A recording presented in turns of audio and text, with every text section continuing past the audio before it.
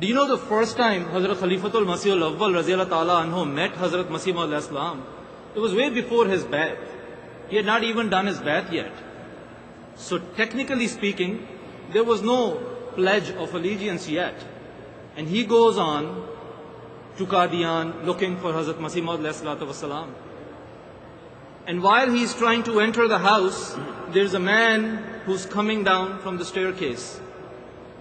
And Khalifatul Masih al-Awwal have no idea who this man is, but he looks at him and he says, मेरे दिल में यह ख्याल पैदा हुआ कि यकीनन यही मिर्जा है, हजरत मसीह मौद अलैहिस्सलाम, और इस पर मैं सारा ही कुर्बान हो जाऊं.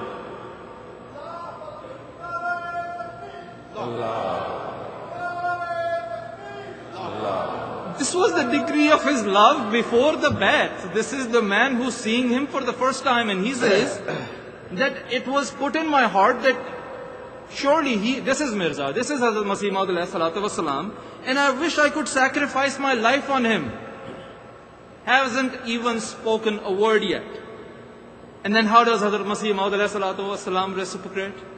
He says, Nuruddin is the summary of all my sincere friends.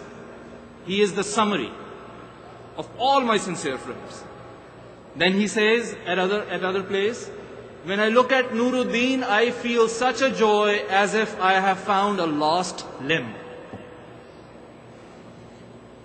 And then listen to this. He says, "Wo mere Rabb ki ayat mein se ek ayat hai." That's a tribute that the Imam of this time gives to his brother, that he is a verse out of all the verses of Quran for me. That's what Nuruddin is. And he follows me like pulse follows the breathing and circulation.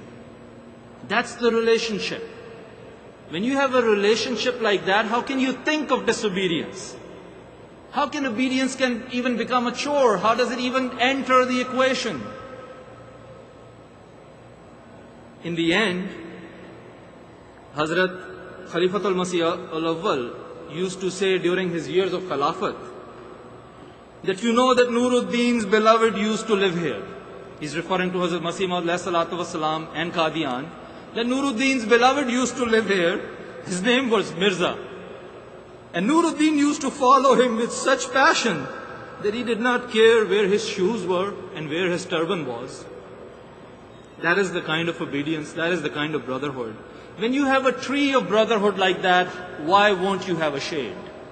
And you can look at the shade, and without looking at the tree, you can tell how dense this tree must be. But some people may think, or let me rephrase it, there's a shaitan out there. And that shaitan may put a waswasa in someone's mind, well, these are the prophets of Allah. We are common man, so our degree of obedience can never be that. Let me break that myth as well. 21 years ago, when our beloved Hazrat Khalifatul Masih Rabi Rahmullah was on his way from Pakistan to London, our very dear Imam Atal Mujib Rashid Saab, you must have seen him on MTA 1,000 times, in the middle of the night at 3 a.m. receives a phone call. He picks up the phone, and the voice on the other side from Rabwa is telling him, "Get ready." Imam Saab recognizes the voice and says, "I am ready, but for what?" And that's when he's told that Hazrat Khalifatul Masih Rabi Rahmullah is on his way to London.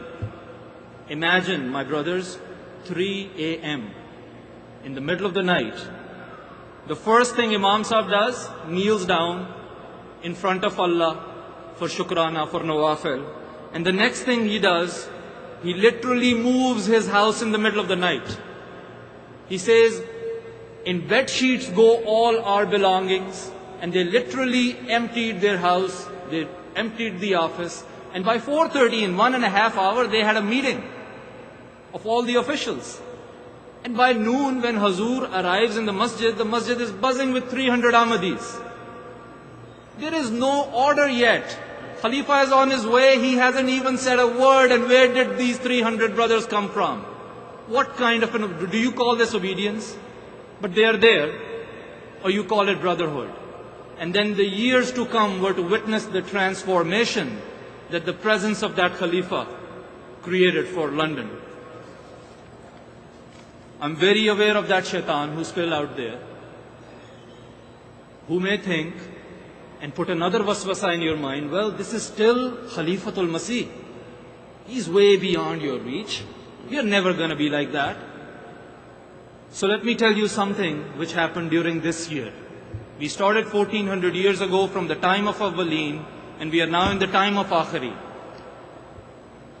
A few months ago, one of the Western countries in the world, you know this is the season of Ijtamaat and Jalsas, and they were having a discussion about where to hold their national Ijtima of Khudam al-Ahmadiyya. And of course, when you have a group, there are people who have different opinions. And that's what Shaitan loves. That's where you are vulnerable. When there is a disagreement, that's where the vulnerability is. So of course, these brothers, half of them said, do it in this city. The other half said, no, do it in this city. And Sadr Sahib had to make a decision. So he said, okay, the Ijtima will be in this city. Now, how did the brothers from the other city respond? Did they say that, you did not give me the chance of holding this Ijtima, so I'm not a part of it? Or did they say, what can we do? And that's exactly how it occurred. They said, Samyana wa ata'ana, amanna wa saddaqna. Now that you made a decision, which apparently is not in our favor, but tell us, what can we do? And the character of the majlis where the Ijtima was going to be held, they did not say that now we are the owners of this Ijtima, so we will do it. They said, yes, you are our brothers. Come on, and we will work together. And then the day of the Ijtima, you saw one majlis doing the ziyafat, and you saw another majlis doing the transportation. You saw one majlis doing the photography, and you saw the other majlis doing the program planning, and you saw one majlis doing the wakare amal, and you saw the other majlis doing something else. And what we witnessed was an absolute example of brotherhood. Why I give you these examples? By no stretch of imagination I'm saying that we are comparable to the shan of those Sahaba who are our models, our role models. All I'm trying to tell you, my brothers, that it is my firm belief that the God of Ahmadiyyat and Islam is a living God, and that the Khilafat of Islam and Ahmadiyyat is a living Khilafat. So similarly, the brotherhood and obedience of Islam and Ahmadiyyat is a living brotherhood and a living obedience. It's not an abstract idea that exists only in the history books.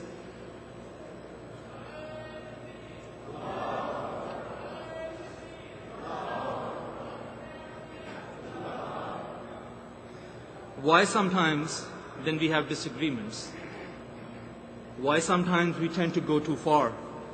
That's again because there's a shaitan out there. There's a shaitan out there, and remember, he never said to Allah Ta'ala that do not create Adam. All he said was that I'm not going to submit, or I'm not going to be a part of it, under a perception of being superior. Not a reality, a perception of being superior, and he goes on to say, I'm not going to be a part of it.